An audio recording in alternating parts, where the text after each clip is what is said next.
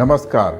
मशहूर folk singer Maithili Thakur का political debut Bihar के चुनावी रण में नया रंग भर सकता है। मैथिली ठाकुर भारतीय जनता पार्टी ज्वाइन कर चुकी हैं और बीजेपी ने उन्हें मौजूदा विधायक मिश्री लाल यादव का टिकट काटकर दरभंगा जिले की अलीनगर विधानसभा सीट से उम्मीदवार बना दिया है।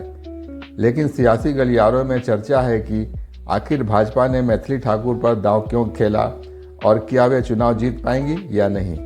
वहीं अलीनगर से मैथिली ठाकुर की जीत हार को लेकर भी सियासी गलियारों में अटकलें लगाई जा रही हैं। कुछ लोग कहते हैं कि क्योंकि अलीनगर आरजेडी का गढ़ है, साल 2010 और 2015 में यहां से आरजेडी के अब्दुल बारी सिद्दीकी चुनाव जीतकर विधायक बने थे।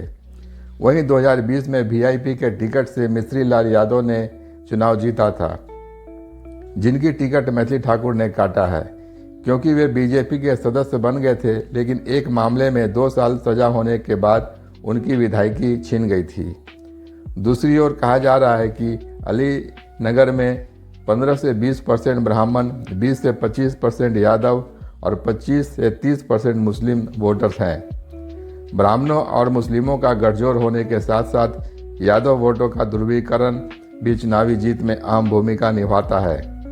ऐसे में अगर मैथिली ठाकुर ब्राह्मण और मुस्लिम वोट हासिल कर लेती है तो चुनाव में जीत संभव है, अन्यथा आरजेडी की मजबूत पकड़ कड़ी टक्कर देगी और मैथिली ठाकुर को हार का सामना करना पड़ सकता है, जो एनडीए के लिए झटका होगा। आपको बता दें कि अलीनगर सीट से वीआईपी छोड़कर बीजेपी ज्वाइन करने वाले मिश्री लाल यादव की विधायकी छिन जाने के कारण यहाँ बीजेपी की छवि थोड़ी धूमिल हुई थी। यही कारण है कि इस बार बीजेपी को इस सीट को बरकरार रखने के लिए एक मजबूत और साफ छवि वाला कैंडिडेट चाहिए था, क्योंकि मैथिली ठाकुर बिहार में काफ़ी मशहूर हैं और बिल्कुल नया यंग फेस है। इसलिए बीजेपी ने उन पर दांव खेला है। आपको बता दें कि 2020 के चुनाव में ब्राह्मण वोट बैंक आरजेडी के साथ चला गया था और मिश्री लाल यादव विधायक बन गए थे। हालांकि वे बाद में बीजेपी में आ गए थे, लेकिन उनकी जीत में यादवों के साथ साथ ब्राह्मणों ने भी निर्णायक भूमिका निभाई थी। इसलिए बीजेपी इस बार अलीनगर से ब्राह्मण उम्मीदवार पर दांव खेलना चाहती थी। क्योंकि मैथिली ठाकुर ब्राह्मण हैं और लोक गायिका होने के नाते हर वर्ग में मशहूर हैं, तो वे सभी जातियों की महिलाओं का दिल जीत सकती हैं। अब प्रश्न यह है कि उनके सामने नया चुनौतियां क्या हो सकती हैं। पहली चुनौती तो आरजेडी उम्मीदवार से मिल सकती है, क्योंकि आरजेडी साल 2010 और साल 2015 में लगातार 2 बार इस सीट से चुनाव जीत चुकी है।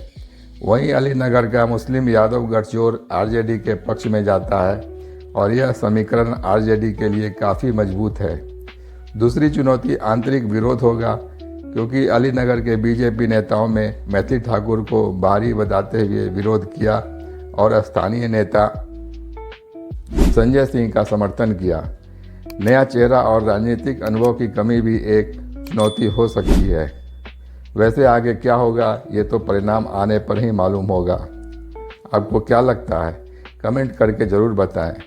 मिलते हैं अगले किसी खास खबर के साथ। तब तक जय हिंद, वंदे मातरम।